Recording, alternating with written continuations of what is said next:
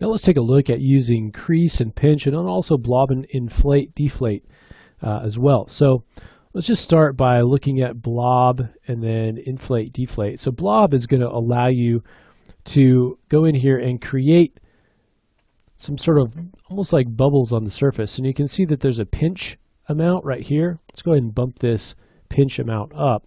I take the brush size down and the strength up. And so you can see we can start to come in and create sort of raised area. So if we stroke across the surface, you can see it's a very distinct sort of look. So if you do want to style this down a little bit, something that's a little bit more defined, then kind of come back in and smooth it out, you can do that. With inflate and deflate, think of it as like the sculpt draw, except instead of pulling it out, you're sort of inflating all the points outwards from each other. So instead of pulling them up off of the surface. So we can come in here and, I don't know if you'll be able to see kind of the difference here. Get a little bit of a bigger draw size. Let's dial our strength up a little bit. And so you can see not only are the points coming out from the surface, but now they're also sort of expanding out. So you get a similar effect where you're creating this sort of bulb kind of shape because it's expanding out. Okay, you can also do the inverse and deflate things, which kind of push them back in. Okay, so think of that. You can see you can get it sort of that sort of an effect. And so not only are the points coming out from the surface, they're also kind of expanding out from one another and getting that sort of inflated effect. It can be really good if you're doing volumes on a body like this, where you have the belly here, and you need to not only kind of sculpt it out, but you need to also kind of make it sort of expanded a little bit more. And so we can come in here and kind of run that inflate on it, and it would kind of bulge that out a little bit. Now the brush that I really wanted to show you that's really going to be useful for us is going to be, let me actually just kind of smooth that back out, is going to be the crease. So this will allow us to get those nice sharp edges, because right now everything looks really sort of blobby. And so what we want to do is use this crease to define our edges. Now we're getting this sort of stair step kind of a pattern, so I'm going to come down to the stroke, and we're using a spatial method, so I'm going to take the spacing down a little bit, and that should give us a little bit of a nicer curve. So you'll be able to use kind of the wrinkles that you've already got, but we just want to come in here and better define those, especially on this sort of frog kind of loose sort of skin.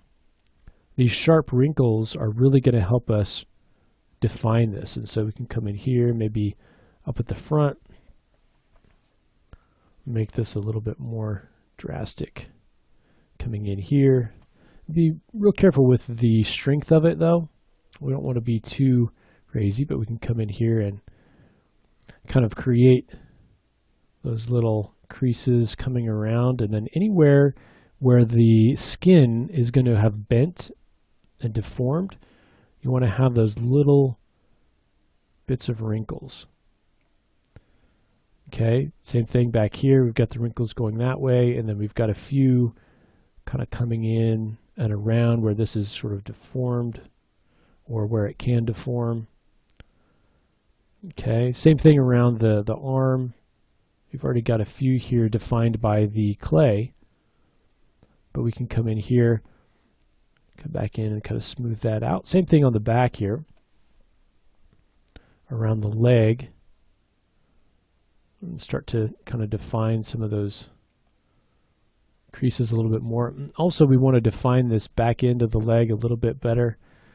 So kind of bring that crease all the way up where you can see where this leg is sort of bent. Let's get a smaller size, and then we could come in and create more of like the bunching of the flesh there as it's sort of bunched up around the leg. Same thing around the foot.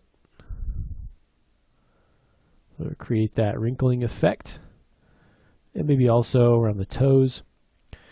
Now you can get a cool effect if you do the inverse of this. So instead of, pushing in like that, if you did Control, you'd actually create a raised lip like that. So you could come in and maybe on some of these raise it up a little bit and then maybe kind of smooth it out. But we can come in here and just kind of create some of these wrinkles coming back in. So, you're not going to be going to one brush and just using it the whole time. You're going to be going back and forth between all of your different brushes, but we want to kind of break it down and be able to kind of show you some of the different brushes as we go. But, for this, for your project-based approach, you would want to come in and maybe add your wrinkles, and then you can use fill maybe to come in and fill up some of these gaps or fill in some of these gaps in strategic spots. Smooth, and there's also a dedicated smooth tool. If you go to right here, there's a smooth tool that you can use. And the snake hook we're going to talk about in the last lesson when we talk about dynamic topology. It's a little bit more useful there, but that is something that we'll definitely talk about. So I'm just going to come in and add a little bit more kind of wrinkling across the top, and you could kind of crisscross a little bit, smooth it out a little. And again, this model that we picked is really, really forgiving as far as that goes. So, you can have a little bit of fun with it. Kind of come in here under the neck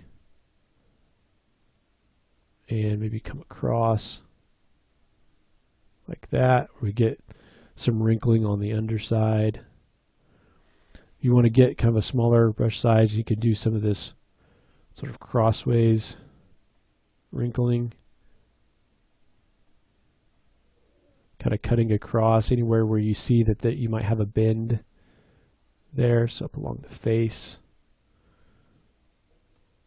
Kind of coming across here.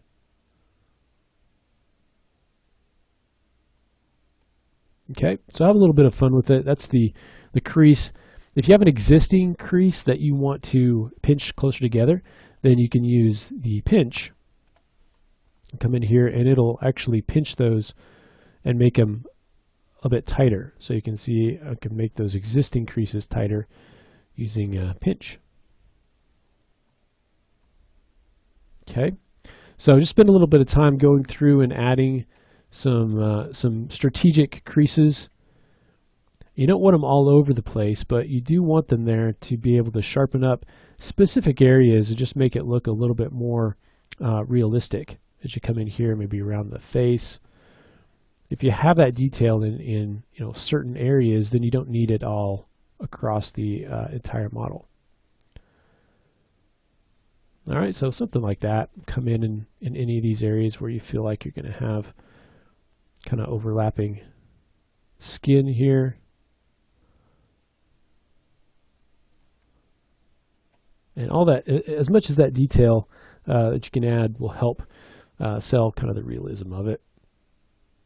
Again, it's a simple model, but with a few of these brush tools, we can get it to look a little bit more realistic. So the next thing that we want to talk about is how we can start to mask off and also hide different areas of our model to make sculpting a little bit easier. So we'll take a look at that next.